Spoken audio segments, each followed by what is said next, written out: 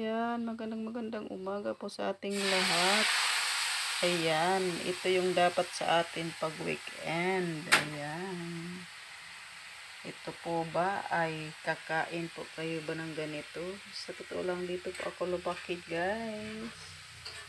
Ayan, sa saging. More blessing na binigay lang sa akin. Ayan, ang dami po. Ayan. Kailangan lagi po kayong kumain ng ganito kasi pagpatibay yan ng mga buto. Alright, alright.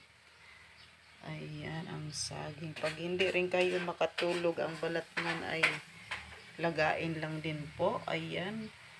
Gawin lang po kung subukan lang baga para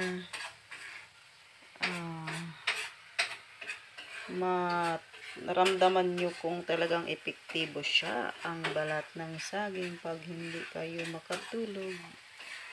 Ayan. Alright. Ayan guys, yan ang dapat para sa ganito na mga panahon.